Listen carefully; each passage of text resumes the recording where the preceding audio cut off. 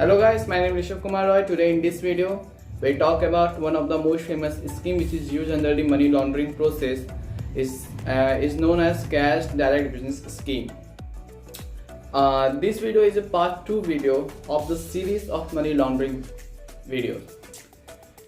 For the purpose of understanding the Cash Direct Business Scheme which is used under the money laundering process, we take a very simple example which is understood by any person who have the not prior knowledge about the finance, about the taxation also.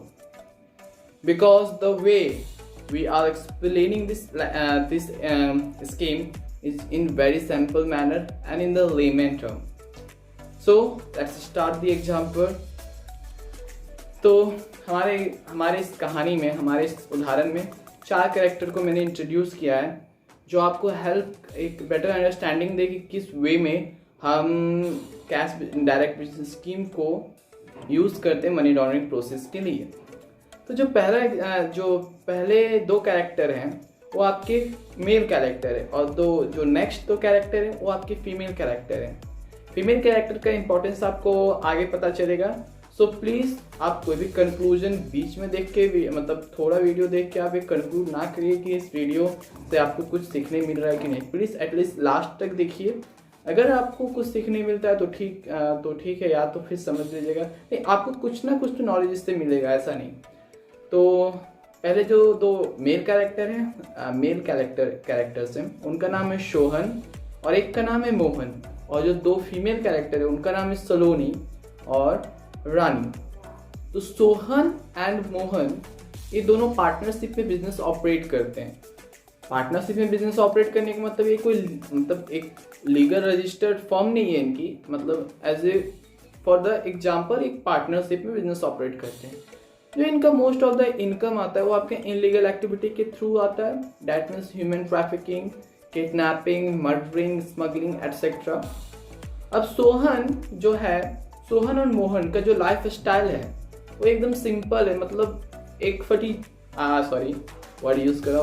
फटीचर जिस type का रहता है उस type का ये मतलब अपना life spend कर रहे थे शादी से पहले। इनको देख के कोई नहीं बोल सकता कि इनके पास इतनी अमाउंट होगी। इन्होंने कभी आईटीआर फाइल नहीं किया सीबीडीटी के पास। इसका इंपॉर्टेंस आपको आगे समझ में आएगा कि मैंने आईटीआर वर्ड क्यों यूज किया है। तो अब सोहन जो है वो आपका सलोनी से एसोसिएट हो जाता है, उससे शादी कर लेता है। ओके, अब जब शादी कर लेता है तो एक अच्छे घर की रिक्वायरमेंट होती है, एक अच्छे गाड़ी की रिक्वायरमेंट होती है। और सोहन सोचा कि मैं कुछ इन्वेस्टमेंट भी मेड कर लूँ, पर उसने एक गलती क्या की। उसने सब काम किया लेकिन उसने एक गलती क्या की, उसने ये चीज़ नहीं सोचा कि हम जिस वे से अपना इनकम जनरेट कर रहे हैं वो वे गलत है, वो रास्ता गलत है। और उसने डायरेक्टली फाइनेंशियल सिस्टम में उस मनी को इन्फ्यूज कर दिया, जिससे सीबीडीटी की नज़र उसके ऊपर चल गई। टोटल अराउंड उसने कार परचेज किया, 1.75 करोड़ का होम परचेज किया, 2.25 करोड़ का इन्वेस्टमेंट किया, 3 करोड़ का रियल एस्टेट में या कोई भी कम्युलेटिव इन्वेस्टमेंट उसने मेड किया और अराउंड 7 करोड़ का अमाउंट स्टैंड हो गया। अब सीबीडीटी ने क्या किया, उसके पास एक नोटिस भेजा। नोटिस में पूछा कि क्या आप इस मनी को एक्सप्लेन कर सकते हैं। तो सोहन का जवाब था नहीं कर सकते, बिकॉज वो भी जानता था कि मैंने जो मनी जनरेट किया वो इनलीगल एक्टिविटी के थ्रू जनरेट किया, तो मैं इसको एक्सप्लेन कैसे करूँ। तो सीबीडीटी ने कुछ एक्शन मतलब उसके अगेंस्ट में लिया। उन्होंने फाइन पेनल्टी इम्पोज किया, उसकी प्रॉपर्टी को सीज कर लिया, एज वेल एज उसके खिलाफ एफआईआर भी दर्ज किया पुलिस स्टेशन। बिकॉज हो सकता है कि जो मनी जनरेट किया गया सोहन के थ्रू, हो सकता है उन्होंने इसके इनलीगल एक्टिविटी के थ्रू जनरेट किया हो, जो कि आपका पुलिस डिपार्टमेंट का काम है, सीबीडीटी का काम नहीं है उस पर पनिशमेंट देना। ओके, तो यहाँ मिस्टर सोहन की कहानी खत्म होती है, क्योंकि वो इसके बाद वो जेल चल जाते हैं, उनका प्रॉपर्टी सीज हो जाता है, उनके ऊपर फाइन एंड पेनल्टी इम्पोज हो जाती है। अब कहानी शुरू होती है मिस्टर मोहन की, जो मिस्टर रानी के साथ एसोसिएट हो जाते हैं। अब मिस्टर मोहन को तो एक चीज़ समझ में आ गया, हम डायरेक्टली वे में इस पैसे को फाइनेंशियल सिस्टम में हम इन्फ्यूज़ नहीं कर सकते। अगर इन्फ्यूज़ करते हैं तो जो मेरे पार्टनर दैट मीन्स सोहन के साथ हुआ वो सेम कॉन्सिक्वेंसेस मुझे भी भुगतने पड़ सकते हैं। तो मिस्टर मोहन को मतलब अब तो उसको भी गाड़ी घर इन्वेस्टमेंट की रिक्वायरमेंट है। अब तो उसने सोचा कि मैं कैसे करूं, तो उसको किसी ने सजेशन दिया कि आप किसी कंसल्टेंट को हायर करिए।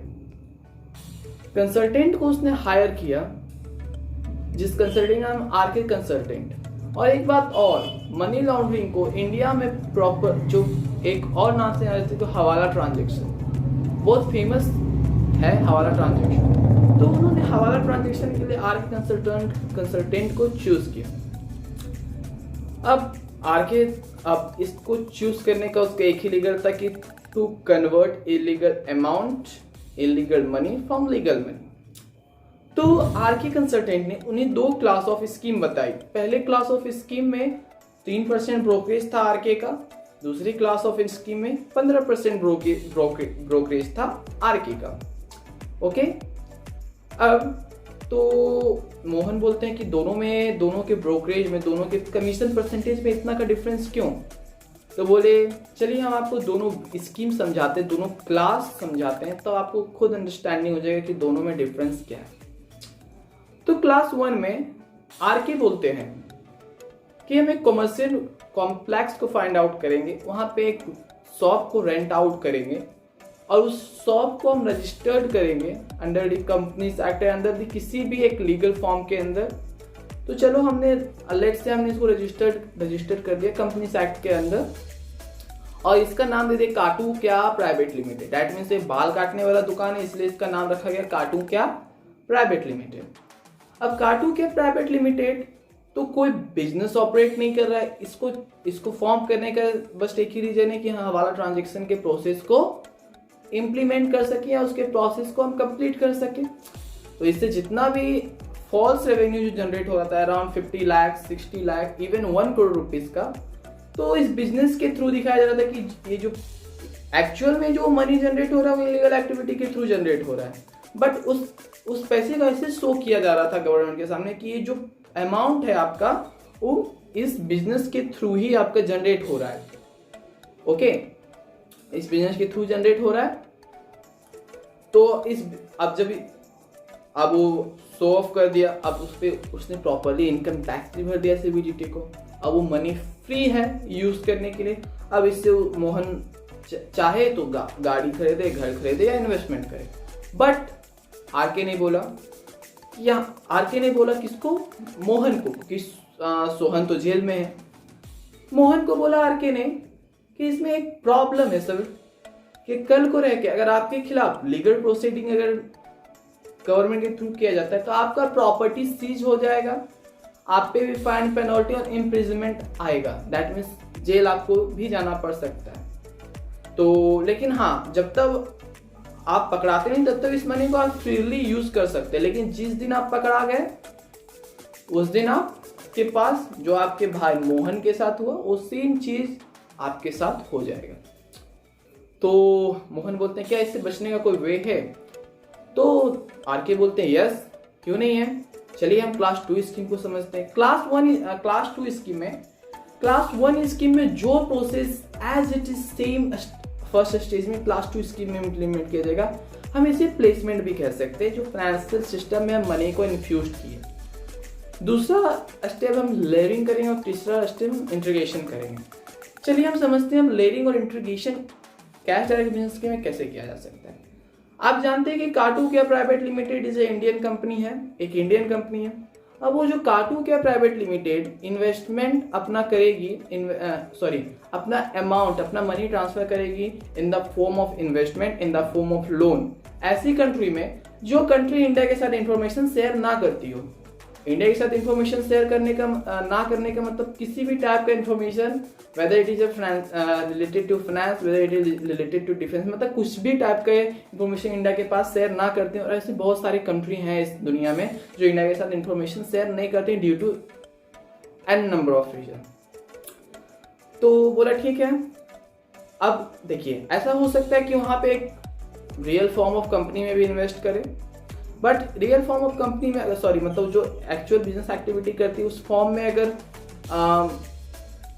मनी को अगर ट्रांसफर किया जाता है तो वहां से इंटीग्रेशन करने में थोड़ा प्रॉब्लम होगा, बिकॉज आप अब तुरंत पैसा इन्वेस्ट करें तुरंत तो विड्रॉ वहां से नहीं कर सकते हो ना, इन्वेस्टमेंट में कुछ टाइम तो आपको लगेगा। तो इस पर्पस के लिए हो सकता है वहां पे एक सेल कंपनी को भी क्रिएट किया जा सके उस कंट्री में जो इन्फॉर्मेशन इंडिया के साथ शेयर नहीं करती। सेल कंपनी का सिंपली मीनिंग होता है कि आप ऐसा समझिए कि वो कंपनी केवल पेपर में एग्जिस्ट करती है, बट रियल बिजनेस एक्टिविटी उस कंपनी का कोई नहीं है। उस कंपनी को फॉर्म किया गया है केवल for the purpose of tax evasion के लिए, टैक्स की चोरी के लिए, या तो हवाला ट्रांजेक्शन के लिए। अब जब अब काटू कैप प्राइवेट लिमिटेड ने उस कंट्री में सेल कंपनी में एज ए इन्वेस्टमेंट और लोन अमाउंट ट्रांसफर कर दिया, अब उस सेल कंपनी अगेन उस पैसा को इंडिया में ट्रांसफर करेगी, या तो जो मतलब एक बिजनेस ऑपरेट कर रही है उसमें भी इन्वेस्ट कर सकता है, या तो एक नया एंटिटी को फॉर्म करके उसमें इन्वेस्ट करेगा। अब इस जो उस कंट्री से इंडिया में वापस पैसा लाया गया, इस प्रोसेस को हम इंटीग्रेशन बोलते हैं। ओके, तो अब यहाँ पे क्या, अब ये पैसा यूज इतना घुमाने का मतलब सब पहले तो आप ये समझ लीजिए प्लेसमेंट में है, हम मनी को फाइनेंशियल सिस्टम में इन्फ्यूज करते हैं, लेयरिंग में हम उस सोर्स को हिडन करने की कोशिश करते हैं जो उस मनी का एक्चुअल सोर्स है। काटू के प्राइवेट लिमिटेड ने इस मनी को ट्रांसफर किया कहाँ पे ऐसी कंट्री में ट्रांसफर किया जो इंडिया के साथ इंफॉर्मेशन शेयर ना करती हो। तो यहाँ पे पहले उस बेस उस ऑरिजिन को हाइड करने की कोशिश किया, आप फिर उस पैसा को ले आया इंडिया में। अब इंडिया में पैसा लाने के बाद वो कहीं भी यूज करे, लेकिन इसका बेनिफिट क्या होता है, कल को अगर लेकिन मिस्टर मोहन के खिलाफ कोई प्रोसीडिंग होता है तो fine, penalty, imprisonment, cessation of property तो होगा, बट केवल वही प्रॉपर्टी सीज होगा जो उनके नाम पर है, और उनके नाम पे भी वैसा ही प्रॉपर्टी सीज होगा जिसपे गवर्नमेंट को लगेगा कि ये जो प्रॉपर्टी है वो आपके इनलीगल मनी के थ्रू ड्राइव की गई है। आपका हेल्थ प्रॉपर्टी की सपोज दैट मिस्टर मोहन के पास 2 घर हैं। अब गवर्नमेंट को लग रहा है कि जो पहला घर है वो इनलीगल मनी से ऑपरेट किया गया, मतलब परचेज किया गया, दूसरा मनी लग रहा है गवर्नमेंट को कि नहीं, उसको सोर्स ही नहीं पता है कि दूसरा घर को हम ये किस सोर्स ऑफ मनी से परचेज किया, तो आपका पहला घर को ही सीज करेगा, दूसरा घर को गवर्नमेंट को राइट नहीं है उसको सीज करने का।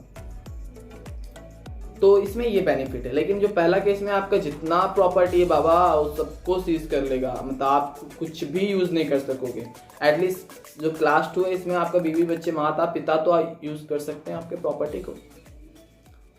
तो एक कुछ इंपॉर्टेंट पॉइंट भी हैं जो इस वीडियो में हम आपको बताने जा रहे हैं। As per the UN, the estimated amount of money laundered around the globe is in 1 year around 2 to 5% of global GDP.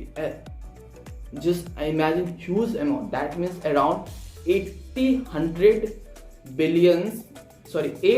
billion dollar to $2 trillion.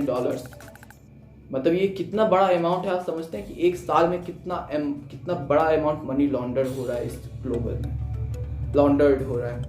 और आपका इंडिया में भी ये 2002 से लेकर 2011 का डेटा है, अराउंड $343 बिलियन मनी लॉन्डर हो चुका है 2002 से लेकर 2011 के बीच।